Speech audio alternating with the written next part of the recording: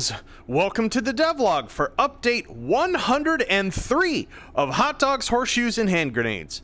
We're going to start off as always with a quick sound check. Make sure speakers aren't up too high. Wonderful. So what have we got for you this week? Well, this is a content week for you. All new toys, and we are finally putting in the last of our 9 Meat Fortress character equipment expansion sets / packs. So let's dive right into it. Let's get ourselves some volunteers. I don't know, maybe put a demo over there. Put a sniper back there being sneaky. Put a pyro up close. Bam! Perfect. So, this week we have the Engie's new kit, and with it, an absolutely gorgeous original design by Pie Savvy. I would like to present to you Rosie. Rosie, the Rivet Gun. That's right, we have what will function sort of like in terms of realistic weapon context as a sort of heavy SMG. As you can see, it has no stock on it, so it's quite a lot to handle. The sort of like, got our sort of power tool sort of aesthetic to its look and sort of sound. As you can see, it fires 5mm rivets. And we've got this awesome little indicator light back here that actually turns on and off based on whether a round is chambered. So we pop that in there. Bam. Let's take it for a spin.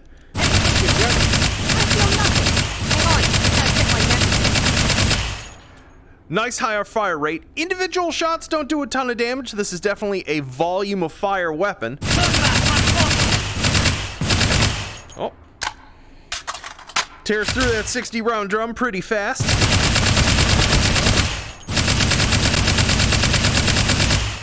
Whammo. Super fun. As you can see, it's got this, like, pneumatic front. Is it a rivet gun or is it happy to see you? Oh. Whammo.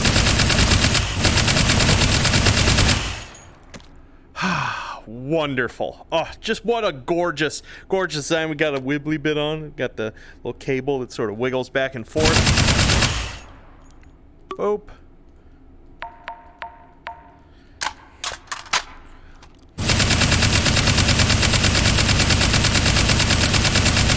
Super fun. I love the fact without a stock, it definitely, you feel the recoil system a good deal more.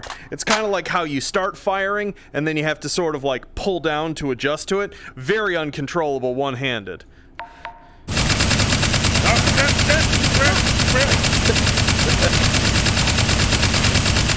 Oh, super fun. Super fun. I love it. And we are dry. And to go with it, we also have, for our Engie, something that will go with more future systems. I don't want to say too much for now, but this uses the same effect, you'll see here, as the Spy Sapper does. This is an EMP Grenade, which we engage with a click.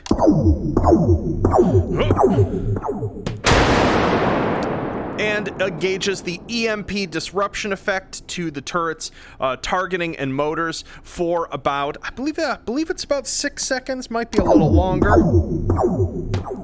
Oh. As you can see, it's got a good radius to it. If you're within about 4 meters, that didn't actually hit it for quite as long. Oh, because we were on the outskirts of it. There we go. Still need to tune the exact effect, which I'm gonna do later, because there's basically EMP damage as such in the game is only lightly implemented. I started putting it in a while back. It isn't sort of like a fully featured kind of thing. It affects the turrets. I would like it to affect a number of other things in the game as I slowly expand the toy set that has some interaction with those systems. But that'll be to come in the future. For now, it's fun in a limited context, but I promise you it will have more uses later. In addition to that, this seemed like the perfect time to put in a pair of sort of alt weapons that PieSavvy had actually put together a while ago for some of the sort of like weapons that span multiple classes, especially because the fact that the Engie was, you know, before the great item explosion of the game, most frequently saddled with using these.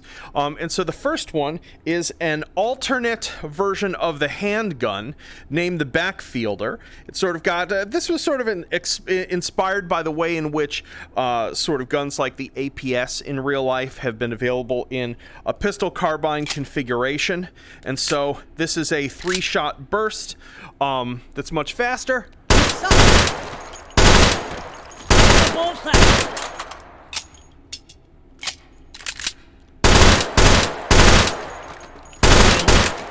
And because I misdragged a reference, I don't actually have the extended mag spawn with it. Let me actually pull that out. Let's see if it spawns it. No, it's spawning the original. I will have to fix that. But I made an 18-round mag for this version of the handgun. It's just not spawning here, and, well, I don't want to film this twice. But it'll be in there when you check it out later, I promise. Beautiful. As well, we have a new version of the classic TF2 shotgun.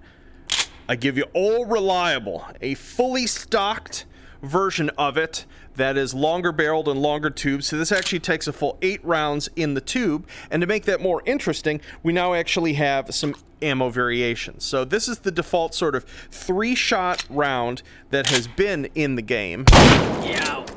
Since these went in, but we've also got a single projectile slug, super useful with our irons here for aiming, and we've got a, I believe a 12 projectile buck, which... My team always sucked!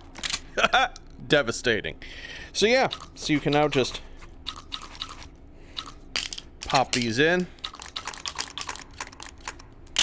8 plus 1. Mustard the body. Wonderful. So yeah, for folks who enjoy the classic Meat Fortress shotgun, we have a slightly more functional version of it for something other than CQB range. So I hope you enjoy it. I know I have. Oh, what a beaut. What a beaut. So now that we've taken a look at those, let's hop out of VR and talk about the other little bug fixes that are in this update and what's coming up next. Yo! So, out of VR, what else is going on? Basically, this is still mainly a small update. It was the items that you just saw there and a bunch of bug fixes. I ran around and fixed the PFB's muzzle position was super wrong. There were a couple item spawner IDs that were messed up, and somehow the stock got disabled on the M2 tactical shotgun, which I don't even know how that could have happened, but it got busted, but now it's fixed. Beyond that, there is a sometimes when I will push a sort of a small update and you'll be like, why is the download so big? There is a pernicious bug in my version of Unity that I'm stuck on, wherein when I go to rebuild bundles with certain content, it doesn't correctly include all of the shader variants that those assets need. And this most commonly expresses itself in scenes that have fog, like the Winter Wasteland and Rotwieners. You will see objects at a distance without fog on them, and it will look all messed up. And so I am going to try with this build to fix that, and it usually involves literally forcibly loading all those shader variants in the Unity editor, opening a bunch of scenes, and then rebuilding the builds, and then hoping it does it correctly over and over again until it does. So hopefully that will be fixed in this update. If it isn't, I literally just ran out of time before it was time to push the update, cycling builds, and it will be fixed next update. So, but just in case you're wondering, if in case of oh, wow, a couple guns, why is this a 4 gig download? Now you know. It's usually I'm having to fix an error or a corruption that has leaked into a whole bunch of the bundles. So hopefully this is fixed. So yeah. So as for what's coming up next, there's a couple sort of like backburnery things that I've been sort of drip feed working on. I'm probably going to do another update or two that is purely centered on just more guns and more toys, largely just to give me cover for working on some boring stuff and some secret stuff for sort of future content that I'm not quite ready to show or talk about yet. But yeah, but that's what's going on. I hope you just enjoy just having some more guns for a couple weeks while I work on some other stuff. And just honestly, I need a brain break from big system work for a while. It's like it's super exhausting to work on constantly because you're holding a whole bunch of things in your head at once, and it's nerve-wracking pushing the builds because I've made this big systemic change and I don't know, like, did I just break existing content in the game or not? But yeah, so hopefully, yeah, I'm just going to continue doing stuff along that lines for a little bit, and then we'll see what I end up jumping to next. Probably boring item spawner work that I still need to finish, and I keep sort of dragging my heels on, so yeah. Anywho, I hope you enjoy the new toys, and I hope you all have a wonderful weekend, and I'll see y'all soon. Peace.